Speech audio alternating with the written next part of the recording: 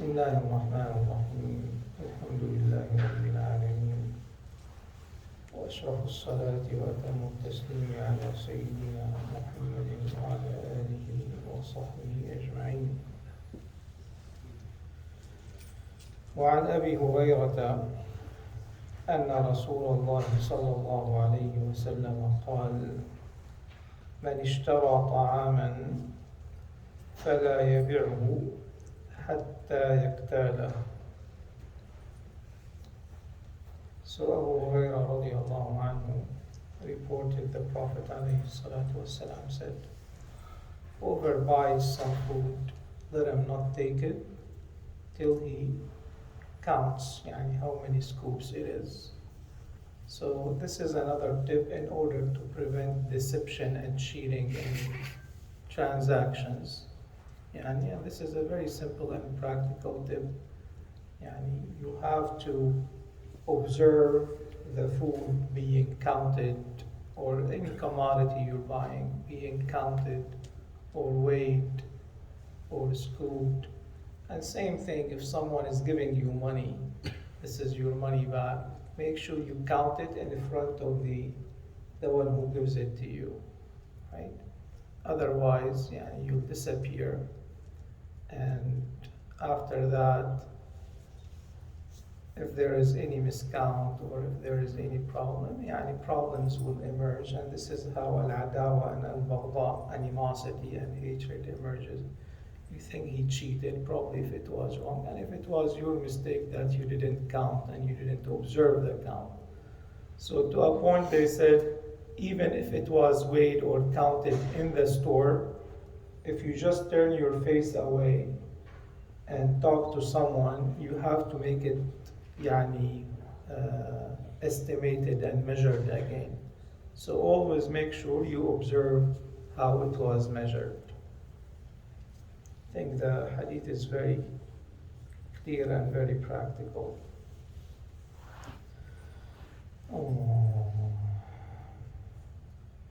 وعنه أي أبي هريرة قال: نهى رسول الله صلى الله عليه وسلم عن بيعتين في بيعة،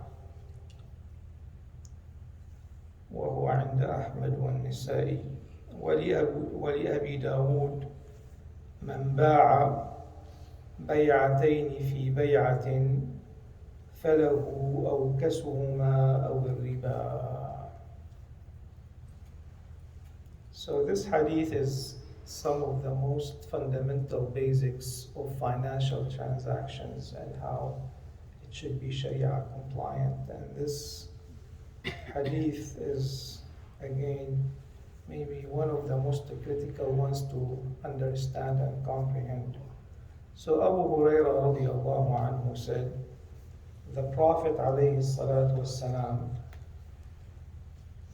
made forbidden, prohibited having two sales in one, two transactions in one. And he said in a different narration that whoever has two sales in one, then he should take the one with the lowest price, or he's eating riba. It's very clear, right? So what are the different types of this concept, two sales in one, two bay'ah in one bay'ah? Scholars said, I'm going to give you the order of the least likely to the more likely. The first one, they said, you try to sell or buy something and you made this transaction contingent on something else. Meaning, I sell you my house for $500,000. There is nothing wrong with that, right? But you sell me your car for $30,000. And the car is worth is like $50,000 probably. So you're making it contingent and you're forcing the price on the other person. So that is not right. So every transaction should be independent from the other, and they cannot be tied to one another. Okay? So that's the first type of two transactions. And this is يعني not the strongest يعني form of it. The second one, the second يعني feature is you go to buy a car and he tells you, okay, this is $40,000 if you pay cash, like tomorrow. If you write me a check, it's $40,000 for you.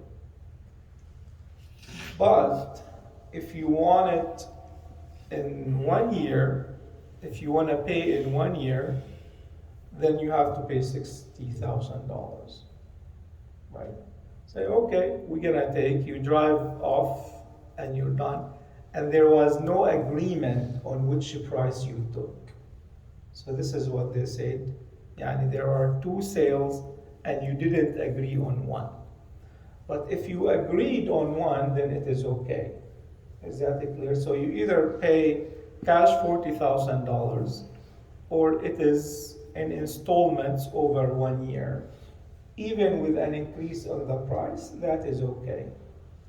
That is not considered يعني بيع ثاني في بيع. So there has to be an agreement on which price you took without يعني having any ambiguity on the price, right? The third one, and is the most critical one actually, and that's يعني the actuality of two sales in one. Someone doesn't have money, and I want to take money, and I say, okay, I'm gonna buy this one from you. And you say, how much you gonna, I need like, let's say, $1,000. I say, okay, I'm gonna buy it from you for $1,000. And I don't have $1,000 or $1,500 actually. And say, okay, I'm gonna pay it to you after 6 months. And he takes the phone and say, okay, let me buy it from you back in cash, and you pay me $1,000. So what happened in actuality? I took $1,000 as if it was loan, and I'm gonna pay it how much? $1,500 back, but used the phone to make it lawful, as if there was a trade. So you're buying and selling at the same time, and that's why the Prophet ﷺ said, فَلَهُ أَوْ كَسَوْمَا أَوْ الرِّبَى, meaning the actual sale is $1,000. This is what you have to agree on. And if you want to sell it back, it's $1,000. If you take the $500 extra, that is called riba. I'm going to give you a more practical example. I sold this car to Nawar for $50,000, right? I took the $50,000 and I'm paying for him like, let's say $5,000 a month for 10 months, right? And after 2 weeks, he says, okay, do you want to buy the car back? Says like, okay, we'll buy it back. For how much? It's like you have to pay like $40,000. So that $10,000 is considered riba, it's considered interest. This is bay'atani fi bay'a. Okay, so this is very important. Unless something changed in the car, it was, had an accident and it was damaged, or there was decreased value in the market. But if the value maintained itself, it has to be sold back for the same actual price. Otherwise, the difference is called two sales in one. This is very common in practice for those who want to liquidate, basically, who don't have cash money and liquidate. And many banks do that, actually. So this is very basic. This is Islamic Finances 101. It's very common in practice, and many people fall into it, actually. So the Prophet ﷺ warned these things, extortion and exploiting each other, cannot happen. So no extortion and no exploitation, when it comes to financial transactions. It's very clear, right? وصلى الله على سيدنا محمد